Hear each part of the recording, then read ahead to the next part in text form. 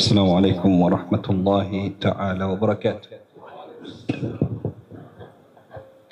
حمدا لرب قد خصنا بمحمد وأنقذنا به من ظلمة سماجه wetu waliotutumataisha auzidi inshallah hifadhi zao na sauti zao au kazi ya ilmu kila kitu. Lakini kwa sababu ile mada yake ilikuwa imenasibiana na ufunguzi wa kichwa cha liqa kama ya leo ya mwanamke ndani ya Uislamu, ndio maana akatangulia. Lakini sisi wadogo zao walikuwa tofautangulia kisha wao wajiweke sawa. Lakini walillahi alhamd, kuna wakubwa zetu baada yetu watakuja kuweka sawa pale tutakapoteguka.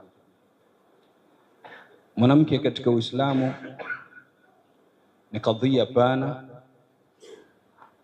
ambayo kwamba imezungukwa na shubuhati nyingi kutoka kwa mustashriqun wanaosoma Uislamu na kujaribu kuutia doa na kuuchafua, kuja kumhisisha yule mwanamke na ulimwengu wote kwa jumla kwa Uislamu umemtweza mwanamke, umemkosea katika kadhaya mbalimbali.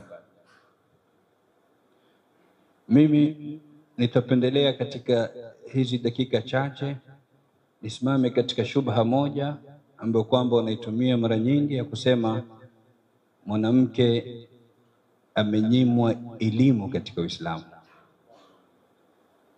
Nini uhakika wa shubha kama hii na vipi tutaivunja? Kwa kuzungumzia dori la mwanamke la kielimu katika Uislamu, katika kusoma na kusomesha. Kutoka dakika ya kwanza ya risala ya Bwana Mtume Muhammad sallallahu alaihi wasallam, maswahaba wa kike walimfuata Mtume sallallahu alaihi wasallam, akamwambia Rasulullah, tujalie na sisi wakati utusomeshe kama unavyowasomesha wanaume. Vile himma ya kusoma ilikuwa kutoka dakika ya mwanzo na wakasoma. Hivyo unapokuja kumsikia kwa mfano al-Imam al-Hakim an-Naisaburi mwenye al-Mustadrak ala Sahihain akisema rub'u ahkami al-Islami ukhidha 'ani nisa, robo ya ahkam za Uislamu zimechukuliwa kwa wanawake. Ahkam ni 1,101,094, sema 1,102,000. Unazungumzia robo yake, yani takriban 300,000 ya ahkam za kisharia zimechukuliwa kutoka kwa nani? Kwa wanawake.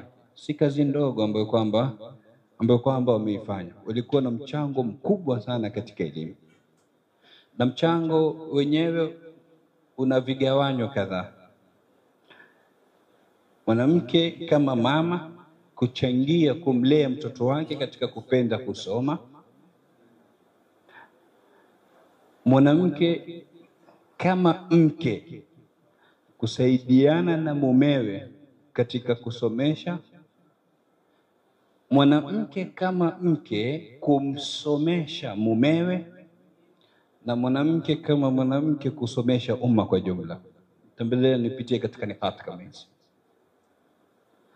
Al-Imam al-Shafi'i, al-Imam Malik, al-Imam Ahmad ibn Hanbal. Nataja hawa tatu kwa sababu ni katika fuqaha wanne wa madhahib za ahlu sunnati wal jamaa, lakini aima wengi wanaingia chini yao ambao kwamba walikuwa ni product ya mama zao. Yani anakulia al-Imam Malik mwenyewe anaeleza kwa mimi maili yangu ilikuwa katika masala ya wimbo ama nyimbo, lakini mamangu aliniambia idhhab ila Rabi'a wa khudh minhu al-adab qabla al-ilm. Nenda kwa Rabi'a kajifundisha adabu kabla elimu, nenda kasome, achana na upande huu. Leo ni mamilioni wangapi katika umma ambao kwamba wanamwabudu Mola kwa kupitia madhhab ya al-Imam Malik, sababu ilikuwa ni mama. Hivi hisabu ya thawabu zake inaingiza kiasi gani mama kama yule? Al-Imam al-Shafi'i mamake anatoka naye pande za Gaza, anazunguka naye Makka, Madina, Yaman, anampeleka sehemu mbalimbali kwenda kusoma kwa mashehe wakubwa. Leo ni mamilioni Wangapi katika huu ulimwengu ambao kwamba wanamwabudu Mola kwa kupitia madhhabu ya Imam Shafi'i, hisabu ya hasanati inaingia kwa mama. Vile vile mamake al-Imam Ahmad ibn Hanbal. Kwa hivyo mwanamke katika tarikhi ya Uislamu alimkuza mtoto wake katika kupenda elimu na katika kusoma, na akajitolea kwa hali na mali. Pamoja walikuwa ni single mothers. Wote tunawataja walikuwa hawana waume, umezao washafariki, lakini wakapambana na hali ngumu za maisha wahakikishe watoto wao wamesoma. Lakini vile vile kuna mustawa wa mume na mke kusaidiana katika masaili ya elimu. Al-Imam Alauddin As-Samarqandi katika maulama wakubwa madhhabu ya Imam Abu Hanifa, Alauddin As-Samarqandi alikuwa na binti yake anaitwa Fatima, faqiha mkubwa sana, na fatwa ilikuwa haitoki katika nyumba yao isipokuwa kwa tawqi' mbili, saini ya baba na binti, namna alivyokuwa faqiha.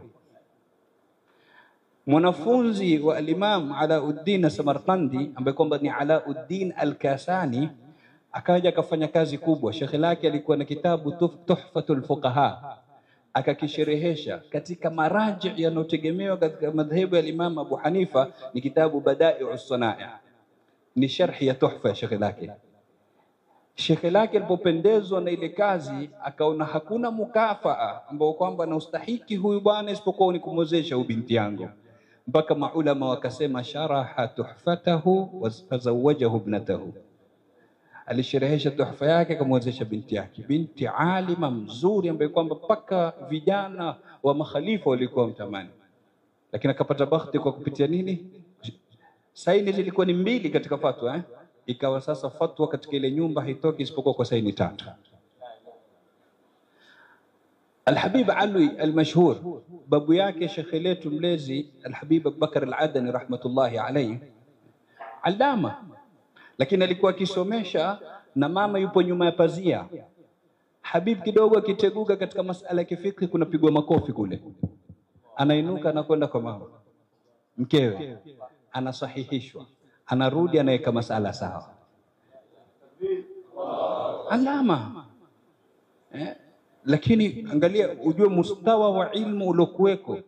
Mpaka siku moja Al-Habib Abdurrahman As-Saqaf ametoka kwenda kumtembelea moja katika maulama na wachaji Mungu wakubwa katika Hadramut, Sheikh Sultana Az-Zubaydia. Akifika pale alikuwa akijadiliana naye masail mazito katika ilmu. Siku hiyo Al-Habib Abdurrahman amemchukua kijana wake katika ile ziara. Yule kijana anashangaa, mwanamke anajadiliana masail mazito na Habib mwanamume.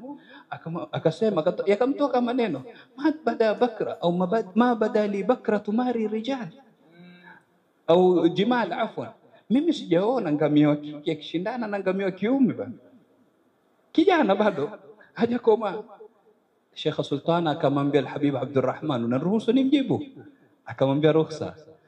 Akamjibu akamwambia, alhimlu bilhimli wazaid laban wal'iyal, anachokibeba ngamia wa kiume ndio hicho hicho anachokibeba ngamia wa kike. Alhimlu bilhiml, bali kuna na ziada, wa kike anatoa maziwa na anazaa, wa kiume hana. Mustawa wajuu katika ilmu. Sasa kuna wale ambao kwamba ni waume na ni maulama lakini wamesoma kutoka kwa wake zao, kama Hisham ibn Urwa. Hisham ibn Urwa amechukua elimu kutoka kwa mkewe Fatima bint al-Mundhir.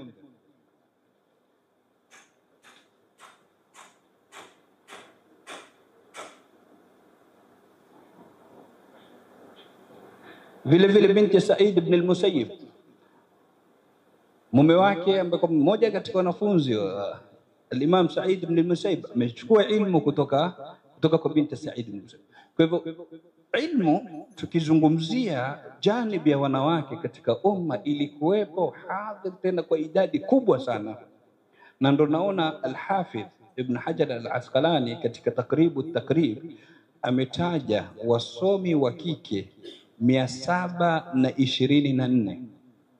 Ukienda katika Ad-Daw'u Al-Lami' cha Imam As-Sakhawi amewataja 1070.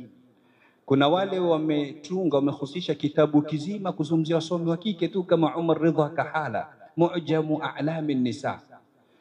Zaidi kushinda zote hizo, aliyekusanya na kufanya kazi kubwa katika kukusanya maulama wa kike na kazi zao ni bwana ambaye kwamba yuko hai katika zama zetu, Mungu ampe umri na afya, Dr. Muhammad Akram An-Nadawi. Ana kitabu chake mijeledi 43 amekiita Al-Wafa fi Asma'in Nisa, akimwiga Al-Hafidh Al-Mizzi. Al-Hafidh Al-Mizzi alitunga Al-Kamal fi Asma'i Ar-Rijal, yeye akafanya Al-Wafa fi Asma'. Kataja pale wanawake wasomi wasomi wa kike 9,300, ngale maelfu kwa maelfu, idadi kubwa sana. Na ndio maana ukisoma tarajum za ulama, Al-Hafidh Suyuti akwambia nilikuwa na mashekhe wa kike nilopiga goti kwao kusoma 42. Al-Hafidh As-Sam'ani akwambia nilikuwa na mashekhe wa kike 69. Al-Imam Ibn Asakir anataja mashekhe wake wa kike 80. Ndio kwa Al-Imam Ibn Najjar alikuwa na mashekhe 1000. Mashekhe katika 1000 wa kike waliomsomesha walikuwa 400. Katika zama ambazo kwamba mtu anaweza kusoma kwa mashekhe wa kike 400, ni idadi kubwa kiasi gani ya ilmu iliyokuwa kwa wanawake. Kwa hivyo ilikuwepo, Uislamu haujamnyima mwanamke kusoma. Walikuweko kina Nafisatul Ilm na Imam Shafi'i wakimkusudia radhiyallahu anhu. Tatizo lilioko katika zama zetu ni kwa tumebaki na Nafisa vitumbua, Nafisa bajia, hatutaki sisi wenyewe kusoma. Lakini kama ni ilmu walipatikana kina Nafisatul Ilm, idadi kubwa sana, na ni katika majali zote, katika ulum za sharia na katika ulum za maisha. Ukija katika fiqhi, ukija katika hadithi, ukija katika tibb, katika kila majali. Tunaangalia katika maajabu, Al-Imam Adh-Dhahabi yasema hatujui aliyewachwa katika wanawake katika upokezi wa hadithi.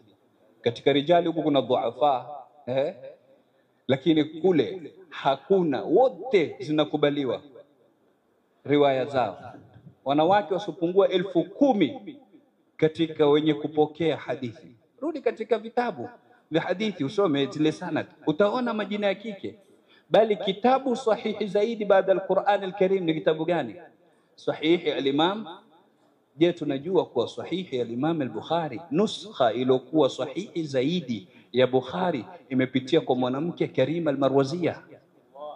Mwanamke, nuskha sahihi zaidi, Karima al-Marwaziyah radhiyallahu anha wa ardaha. Mwanamke amesomesha maulama wakubwa. Kulikuwa na aima wa kike ambao kwamba wakikaa katika majalis makubwa katika misikiti mikubwa wakihadhir wakisomesha. Ummu Darda as-Sughra alikuwa akisomesha miezi 6 Sham, akitoka miezi 6 akienda Aqsa, Mwenyezi Mungu au komboe karibuni, akisomesha kule. Fatima binti Ibrahim al-Bataihiyya alikuwa akisomesha katika al-Haram al-Madani, ndani ya msikiti wa Mtume Madina, akisomesha.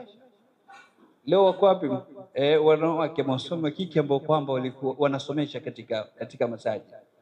Aisha binti Abdul Hadi al-Maqdisiyya katika maulama wakubwa kike. Al-Hafidh Ibn Hajar anasema nimesoma vitabu 70 kwake, 70.